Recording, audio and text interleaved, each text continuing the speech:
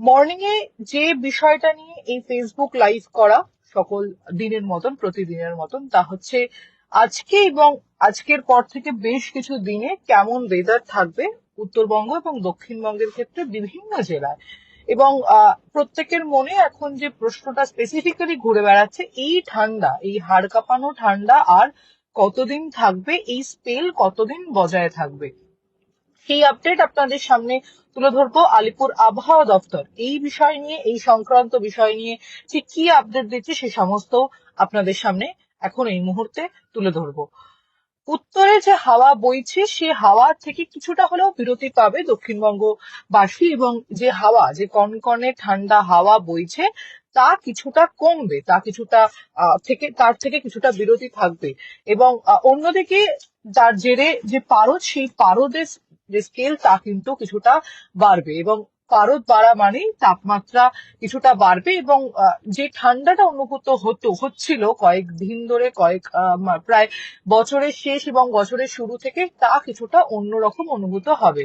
এবং রবিবার থেকে অর্থাৎ আজকে থেকে যে তাপমাত্রা বাড়বে তা আগেই জানিয়েছিল হাওয়া অফিস।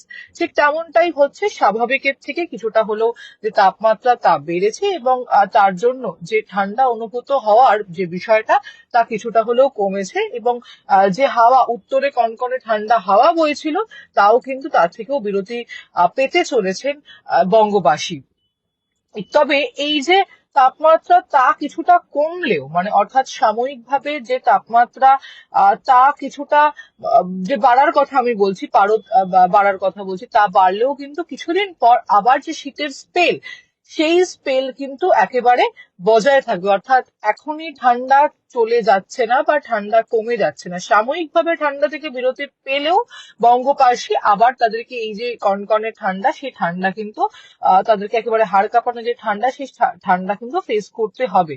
এবং পৌষ সংক্রান্তি হচ্ছে বুধবার, আগামী বুধবার পৌষ সংক্রান্তি, এবং সেই সময় কিন্তু ফের কিছুটা তাপমাত্রা কমবে। আমরা জানি প্রতি বছরই প্রায় পৌষ সংক্রান্তির সময় একটা ঠান্ডা যে স্পেল, সেই স্পেল অনুভূত হয়, এবং এই বছরও কিন্তু সাময়িকভাবে আজ থেকে তাপমাত্রা বাড়লে, অর্থাৎ আজ, কাল এবং পরশু বুধবার পৌষ সংক্রান্তির একেবারে দিনে, সেই দিন কিন্তু এই যে তাপমাত্রা, সেই তাপমাত্রা কমবে, এবং জমিয়ে যে শীতের মরশুম তা মাঘ মাসের প্রথম দিক পর্যন্ত চলবে। অর্থাৎ যে বিষয়টা বলছিলাম যে সাময়িক যে ঠান্ডা তা কিছুটা কমলেও আবারও যে ঠান্ডা পড়বে না এমনটা কিন্তু বলা যাচ্ছে না, হাওয়া অফিস তেমনটাই বলছে। এবং উত্তরবঙ্গের ক্ষেত্রে দার্জিলিং, জলপাইগুড়ি, কোচবিহার এবং উত্তর দিনাজপুরে ঘন কুয়াশার সতর্ক বার্তা আজও থাকছে। আমরা দেখেছি বেশ কিছু সপ্তাহ ধরে উত্তরবঙ্গের বেশ কিছু জেলা, অর্থাৎ দার্জিলিং, জলপাইগুড়ি, কোচবিহার, উত্তর দিনাজপুর, এখানে এই 4 থেকে 5 জেলার মধ্যে যে কুয়াশা, ঘন কুয়াশার যে আপডেট বা ঘন কুয়াশার যে সতর্ক বার্তা তা ছিল, সেই সতর্ক বার্তা কিন্তু আজকেও বজায় থাকবে।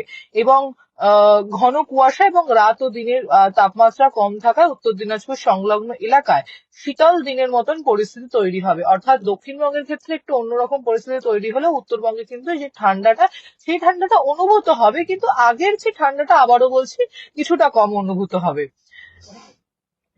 এবং কলকাতার ক্ষেত্রে জানিয়ে রাখি স্পেসিফিক্যালি, বিকজ কলকাতার বাসিন্দাদের বা কলকাতা যারা নাগরিক, তাদের এই বিষয়টা প্রশ্ন থাকে যে অন্যান্য জেলার থেকে কলকাতা কতটা এগিয়ে বা কতটা পিছিয়ে রয়েছে, ঠিক কেমন থাকবে কলকাতার ওয়েদার।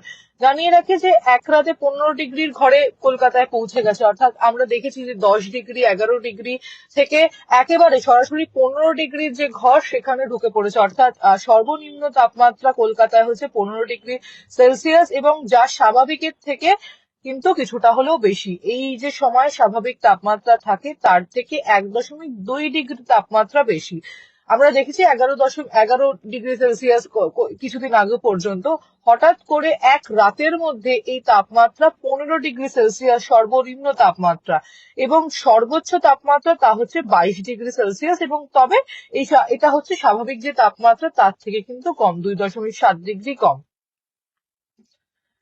এবং যে বিষয়টা আপনাদেরকে বলছিলাম যে উত্তরবঙ্গের ক্ষেত্রে বেশ কিছু জেলায় যে সতর্ক বার্তা ঘন কুয়াশা জেরেছিল, এবং উত্তর দিনাজপুরের ক্ষেত্রে স্পেসিফিক্যালি রাতের এবং দিনের যে টেম্পারেচার তা কিছুটা কমবে, যার জন্য ঠান্ডা অনুভূত হবে। এবং রবিবার থেকে অর্থাৎ আজ থেকে কাল পরশু এই কটা দিন বলা হয়েছিল যে যে তাপমাত্রা, সেই তাপমাত্রা বাড়বে। এমনটাই হচ্ছে, হাওয়া অফিস যেমনটা আপডেট দিয়েছিল তেমনটাই হচ্ছে। কলকাতার ক্ষেত্রে একদিনের মধ্যে 15 ডিগ্রি সেলসিয়াসে পৌঁছে গেছে সর্বনিম্ন তাপমাত্রা, যে এতদিন ধরে 10, 11 এইরকম, 11, 12 এইরকম ঘরে ওঠানামা করছিল। এবং আবার যে শীত, জাঁকিয়ে শীত বা হাড় কাঁপানো শীতের কথা আমরা বলছি, সেই শীত কিন্তু আবার পড়বে বুধবার থেকে পৌষ সংক্রান্তির দিন। সেই পৌষ সংক্রান্তির দিন থেকে এবং মাঘ মাসের যে প্রথম সপ্তাহ, সেই সপ্তাহ পর্যন্ত এই শীত অনুভূত হবে। বিস্তারিত আপডেটের জন্য চোখ রাখতে হবে News18 বাংলার যে ডিজিটাল পেজ, সেই ডিজিটাল পেজে। আমাদের প্রতিনিধিরা শুধু এই শহর নয়, অর্থাৎ কলকাতা শহর নয়, কলকাতা শহরের বাইরে এ রাজ্যের বিভিন্ন প্রান্ত, দেশের বিভিন্ন প্রান্ত এবং বিদেশের খবরও আপনাদের সামনে তুলে ধরবে ডিজিটাল পেজের মাধ্যমে।